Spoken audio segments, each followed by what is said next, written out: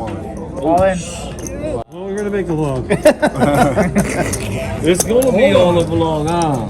All right. I don't know, man. Chop it up. Welcome back to the vlog. We're gonna be at Capital Casino playing in the 1-3 game. Bought it for $500. Didn't get off to a great start. Got involved in a few hands, and a few of them I misplayed, and some of them were just downright ugly.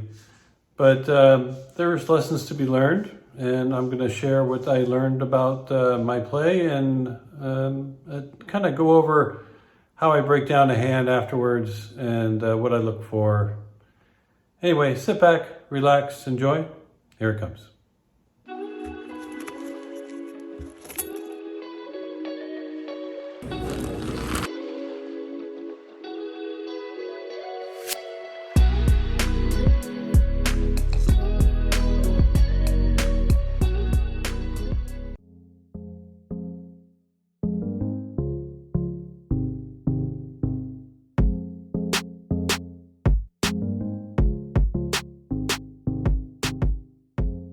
All right, we sit down in a brand new game, buy in for $500.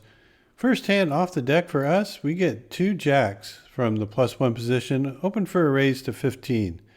End up getting 3 callers, including a player in the small blind who has a fairly short stack. He only bought in for $120. Anyway, 4 of us go see a flop that comes king, queen, jack with 2 diamonds. So we flop bottom set, but it's on a very wet board.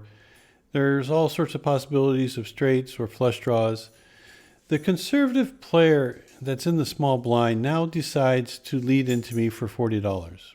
Now, once he does this, I'm putting him on a very, very tight range. Something like straights, sets, maybe 2 pair, or some monster combo draw. So I kind of know what the percentages are, but this is the way you kind of figure it out. So this is my little poker calculator that I use, and I input my hand and the range of my opponents. I give them the set of kings and queens, also ace-10 offsuit and ace-10 suited for the straight, 9-10 suited for the bottom end of the straight, and then I give them all the 2 pair hands like king, queen, king, jack, and queen, jack. And then for fun, I throw in like a jack-10 of diamonds and a jack-9 of diamonds for like straight flush draws with a pair. And with all this, I've calculated I got about 48% equity, which makes this a very easy call, even if I fear that I am behind. So I put in the $40. The other 2 players fold out, and we're going to go heads up to a turn card, which comes an 8 of hearts. A complete blank, doesn't do much, and here's the action. All in. 65.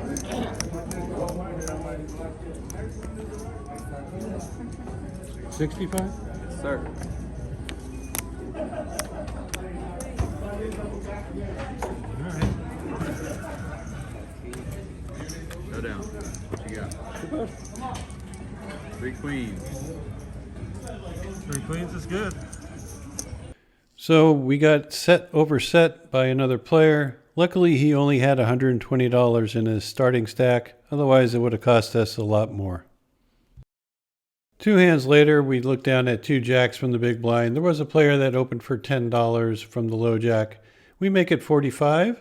He decides to give us a little call. So we're going to end up going heads up to this flop. Flop is a good one. It comes 10, 9, 8, all clubs. And we have the jack of clubs who are a pair of jacks. So we're got an overpair, open end straight flush draw. We're going to have to bet this to deny equity to some hand like ace-queen or king-queen or something like that. So I make it 50. He takes a peek back at his cards, doing a little club check. If he had like a king or a queen of clubs, I think he would come along. But he doesn't, and he lets it go. Looking down in the small blind at 2 tens, the player opened for a raise for $12. I decided just to put in a call. Normally I end up 3-betting this hand. But when the flop comes king, queen, jack, I was kind of happy I didn't. I check it over to him. He checks it back quickly. Turn card comes as an ace. I should probably check this to try to induce him to bet, but I just decided just to lead out just in case he had an ace or was slow playing a big hand. He folds, and that leads us to this next interesting hand where there were a few limpers and the player raised to 8. I just decided to call from the cutoff with a pair of sevens, just hoping to set mine. A player in the big blind likes to squeeze a lot, and he does it with just 2 random big cards. He makes it 48, and the other players end up folding out. And since I have a pretty good read on him that he's doing this with like 2 big cards, I decided to give this a little call. And if the flop comes out with the medium-sized cards, I think I can take this away from him. Flop comes out Jack 8-6, so I'm worried about the Jack, and he leads right out for $70. Typical continuation bet from this player. I think I just need a flat and see what happens on the turn. Now, this player usually will continue to fire if they have top pair or better, and they ended up checking quickly. So I don't think they have a Jack. I don't think they have anything better than a Jack. So at this point, I'm putting them on basically overcards. And just all the big face cards, and maybe a pair of 10s and a pair of 9s in there also, and maybe something like a 10-9 for an open-end straight. I mean, I think I'm being fairly liberal with his hands, and I'm trying to calculate what I should do. He has about 25% equity against my hands, but if I bet, I think I can get him to fold basically 100% of those hands.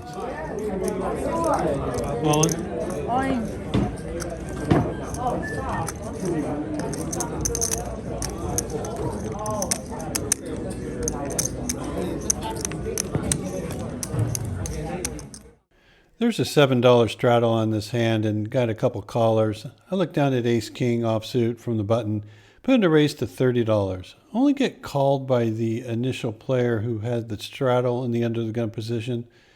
So we're going to end up going heads up to a flop with $77 in the pot.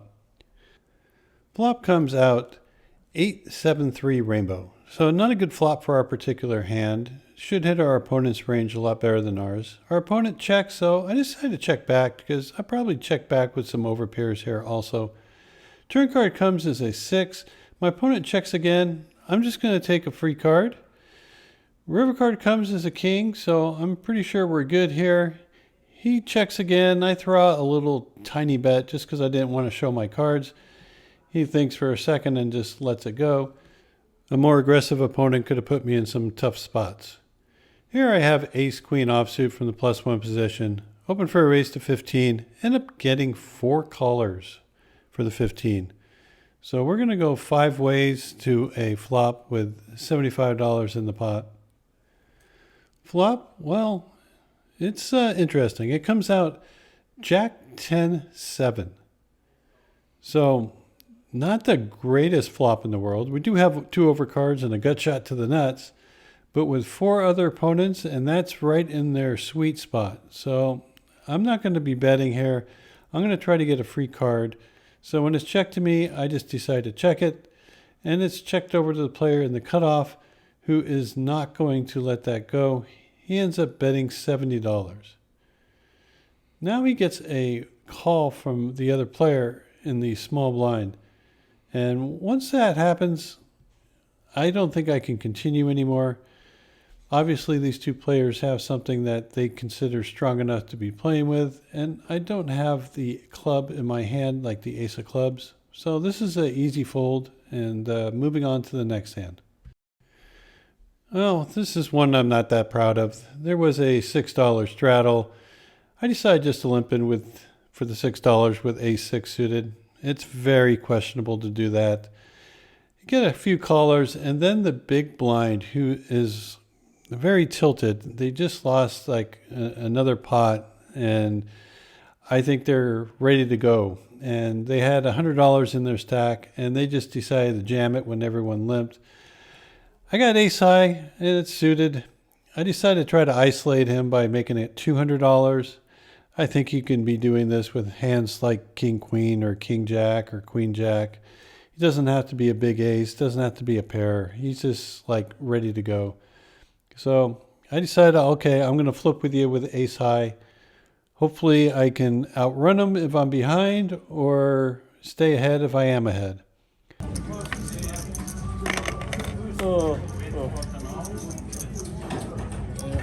Overall, that's not a bad flop for me. That's a good turn. That was good. Oh, hell no, it ain't good. That's my third guess. Damn, Doug. He made it look easy. He made it look easy, didn't he? Yeah. All right, we got pair of kings in the +1 position, open for a raise to 15. It's folded to the player on the button, who has been playing it pretty aggressively, but he puts in a small raise and makes it 35. Now here I should just go ahead and repop it, get the money in while I have such a strong hand. But I'm thinking he's probably having like a medium to high pocket pair and is doing this. So I really want to trap him. I know it's not what I should be doing, not to play a trappy game. Anyway, flop comes 8 high. I check it, thinking that he would fire away, and he doesn't. Turn card comes, puts up a second flush draw, but pairs the board. So I'm pretty strong here. But since it put up a second flush draw, I really don't want to give him anything cheap. So I end up betting 65, which is too big. I should probably go with about 45 to 50. Anyway, he thinks about it long and hard and decides on mucking it. I'm pretty sure he had something like ace queen or ace jack in his hand, and I lost out on a lot of value. And this is one of the hands that I am not very proud of, and I'm sure Zeus is going to have a few choice words. You need to play your big hands aggressively to balance out when you play your weak hands aggressively. All right, this hand is a doozy. I'm playing with a very aggressive player who's been dominating the action at the table for the last hour, hour and a half. He has a very big stack. He knows how to use it. He's been bullying the table. And over the last few weeks, we played together, but we never got into a big hand together. And he always asked me when I'm going to make the vlog. Well, this is the hand that he makes it. And I didn't play this hand particularly well, as you shall see, but it definitely is an interesting one. It starts off with him putting in a $7 straddle. Everyone folds to me in the small blind. I got ace queen offsuit, definitely a raising hand, but I know that he's going to pounce on any weakness whatsoever. So I decided to be a little tricky, which I shouldn't. And I just put in the call for the $7. It's folded to him, and he decides it's time to put in the raise, which I think he would do with just about anything in his particular playing range, which is extremely wide at this point. So I was going to do the old limp raise type of trick, and if I get caught, I got a good hand to go flip with. Okay. I'm raising because. Oh. 25 more. Okay. Ooh. I'm on. All in. Well, not only my sizing was totally ridiculous for raising for $200, but my opponent snaps all in. Obviously, he has a very strong hand and is probably way ahead of me at this point, but it's time to do some math and see where we're at. So, thinking back to all the other times I've done this, I kind of have a general idea of what my hand is worth, but this is the way you figure it out. I put my opponent on a very tight range of aces, kings, queens, jacks, all the way down to sevens. Also ace king suited, ace queen suited, and then maybe ace jack suited. So even with that extremely tight range of having me beat basically in everything but the ace jack, I have about 40% equity. And it's going to cost me approximately $420 to win a $1,260 pot. So I just need 33% equity to make it right. So I put it in. And off we go. Well, we're going to make the vlog. It's going to be on the vlog, huh? All right. I don't know, man. Chop it up. What about runner, king? David C. Would you like table 6, David C?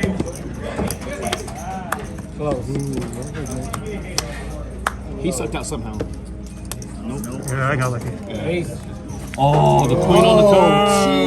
Jesus. Damn, You made it though, man. you on the wall.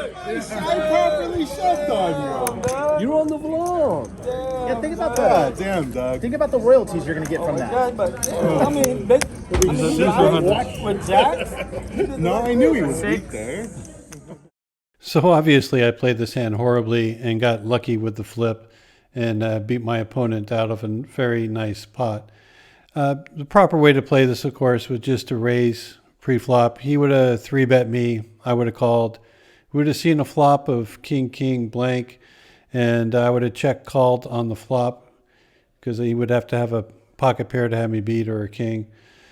Turn card would have came and make me queens up, and after that it would go check, check, and then maybe I'll make a small bet on the end, and he might either give me a crying call or fold. The next hand we played, we got ace king offsuit in the cutoff. There were one player that limped in and another player made it 7. So I make it 25 with my ace king. End up getting 3 callers. So we're going to go 4 ways to this flop with 103 in the pot. Someone took a nice photo of me during this hand. Flop comes ace, jack, jack. So good flop for us. It gets checked over to me. I bet 25. Don't really need to go too big here. If someone has a jack, they're going to be coming along. Should be big enough to fold out people with, some pocket pairs. It's folded back to the player in the hijack. He decides to let it go, but he wanted to show me that he had 7s before he did. So win a small one. By the way, he raised to 7 and he has 7s. Something to keep an eye out for. Looking down at 2 kings from the +1 position. Definitely going to put in a raise here. Make it 15. End up getting 4 callers for the 15. A lot of people are putting in a lot of loose action. Some people say to raise really big with your strong hands, but I think that gives out too much information. So I'm going to keep my raise sizes pretty standard.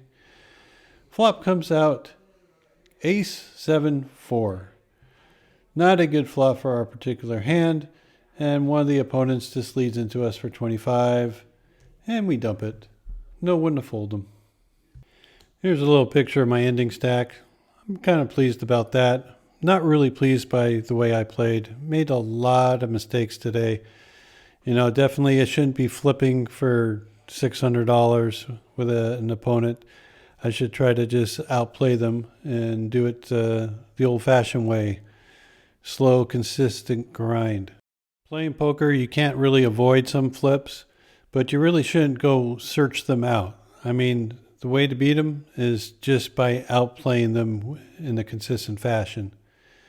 Anyway, I really appreciate you guys watching the video. I'm going to do some editing and maybe watch a little Warriors on TV tonight. So until next time, good luck at the tables, and we'll see you back here soon.